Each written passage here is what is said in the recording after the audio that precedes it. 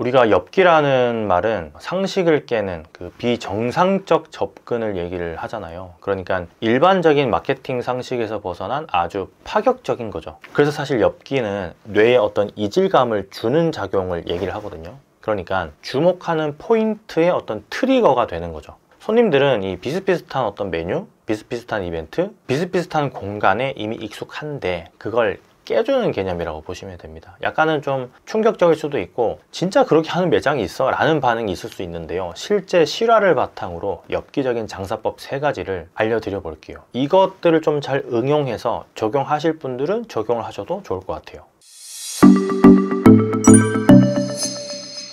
첫 번째 엽기 장사법은 모 아니면 도, 하지만 반전이 있다 입니다. 경기도 모처에 카페 밀집 지역이 있거든요. 진짜 카페가 많은데 거의 걸어서 다 갈 수 있을 정도의 그런 밀집된 지역인데 카페만 15개? 뭐 많게는 20개까지 있었던 적도 있었는데 한 15개 정도 이상 있는 걸로 제가 알고 있어요. 어쨌든 그곳에서 A카페의 사장님은 B카페와 C카페에서 발행하는 스탬프 쿠폰을 가지고 오면은 본인 매장의 쿠폰으로 전환해주는 그런 이벤트를 했었어요. 그러니까 보통 보면 카페에서 주는 쿠폰들 있잖아요. 스탬프 10개 찍으면 한 장 무료 뭐 그런 거 있잖아요. 그걸 우리 매장 쿠폰만 적용을 해주는 게 아니라 남의 카페 쿠폰까지 받아서 우리 매장 걸로 전환을 해주는 거예요. 언뜻 들으면 그거 손해 아냐? 라고 하실 수 있는데요. 기가 막힌 게 다른 카페 쿠폰을 가지고 오면 예를 들어서 6개가 찍혀 있으면 우리 스탬프 3개를 찍어주거나 4개를 찍어줍니다. 조금 깎아서 교환을 해주는 거죠. 뭐 또 어떨 때는 진짜 5개 찍혀 있으면 5개 다 찍어주기도 하고요. 이벤트의 어떤 성격마다 좀 달라지는 거죠. 이게 B카페와 C카페에서는 좀 억울할 수 있습니다. 왜냐하면 남의 카페에서 우리 카페 스탬프를 교환해주는 개념이니까 교환되고 나면 우리 카페는 안 올 거잖아요. 그런데 또 이걸 뭐라 하기도 애매합니다. 그거는 그 A카페 스탬프를 교환해주는 카페의 사정이니까요. 결국 그래서 이게 어떻게 됐냐면 이게 통했습니다. 통했어요. 다른 카페를 이미 경험한 사람들이 A카페에 방문하게 만드는 어떤 그런 기폭제로 작용을 했고 A카페를 경험하게 되는 시발점이 된 거예요.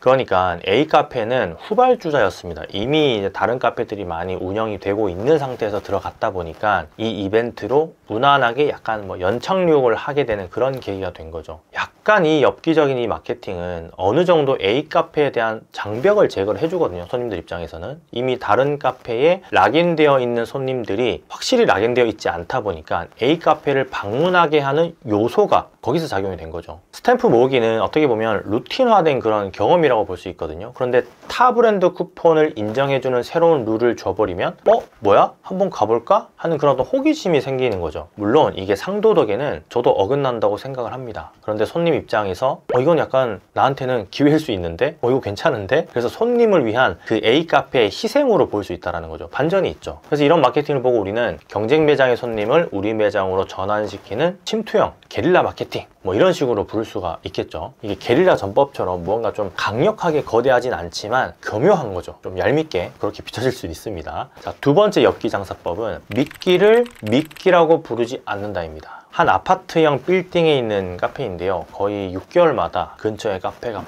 계속 생기는 걸 보고 회오리를 일으키는 그런 상황인데 미끼 회오리였습니다. 미끼 회오리. 그게 뭔가 하면 같은 빌딩에 있는 어떤 가게에서의 영수증이라도 가지고 오면 이게 뭐 문구점이어도 상관이 없고 식당이어도 상관이 없고 어제 영수증이어도 상관이 없고 어쨌든 그 영수증을 가지고 오면 같은 빌딩 안에서의 그 영수증 주소가 나와 있는 그러면 아침 식사 대용으로 갓 구운 토스트를 제공을 했습니다. 무료로. 대신에 아메리카노는 샀었어야 됐어요. 뭐가 남겠나 싶겠죠. 근데 다른 곳보다 아메리카노 가격이 500원에서 700원 높게 책정이 됐습니다. 처음에는 500원 높게 했다가 한 1, 2주 있다가 700원까지 높인 거예요. 그러니까 토스트는 원가로 만들어서 판매가 되는 개념인 거죠. 결과도 역시나 성공적이었습니다. 이것도. 영수증을 제출하고 커피랑 토스트를 사가는 손님이 많았었거든요. 처음에는 토스트를 그냥 주다가 토스트도 500원에 팔았어요. 그 영수증을 받으면. 그래서 이렇게 다양한 방식을 취하면서 손님들이 그 카페로 오게 된 거죠. 중요한 건 이 영수증이 있습니다. 영수증.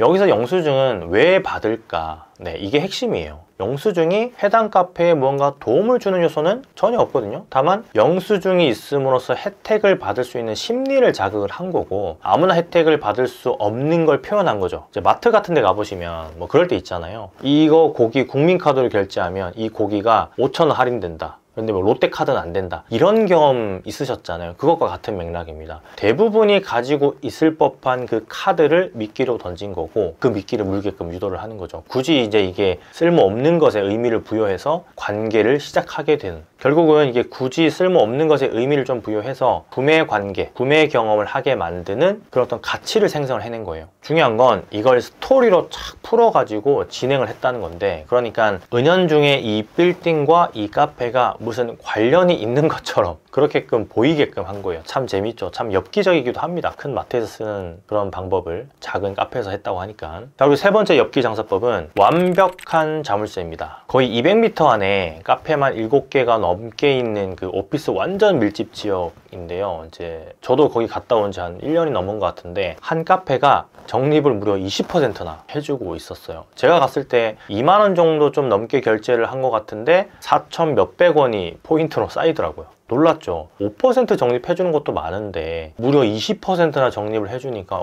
이거 이상한데? 약간 오류 아닌가? 근데 웃긴 게 점심시간이 항상 붐비는 곳이었어요. 그곳은 옆에도 카페가 있었는데 거기는 조용했습니다. 여기에 10팀이 있다면 옆 카페는 뭐 한 팀, 두 팀? 이 카페에 자리가 꽉 차가지고 돌아나가는 사람들이 옆 카페를 가는 그런 수준이 됐어요. 알고 봤더니 이미 처음부터 이 카페를 차리신 분이 처음부터 20%를 적립을 계속 해주셨습니다. 해당 근처의 직장인들 DB를 그래서 엄청나게 많이 가지고 계시더라고요. 한 몇만 명 정도는 DB로 거의 좀 가지고 계신 거를 제가 봤는데, 그러다 보니까 주마다 메시지를 계속 보낼 수 있었어요.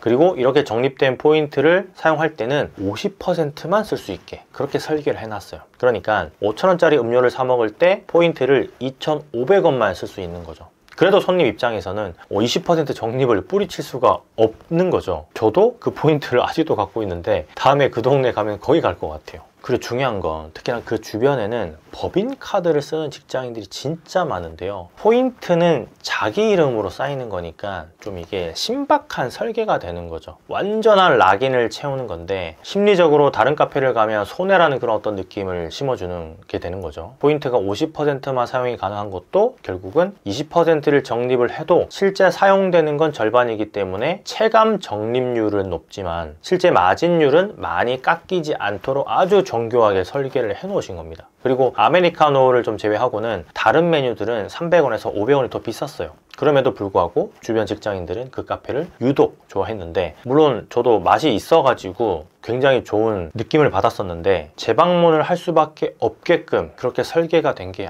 참 스마트하다라는 그런 생각이 들었습니다. 이게 단순한 적립이라기보다는 손님의 DB를 확보하고 감정적인 어떤 그런 락인을 유도하는 거거든요. 그리고 동시에 반복 소비로 연결시키는 거의 완성형 약간 리텐션, 그런 것들을 아주 작은 카페에서 실행을 한 거죠. 마진이 많이 깎이지 않기 때문에 적립도 20%나 해줄 수 있는 거고요. 엽기적이지만 참 똑똑하죠.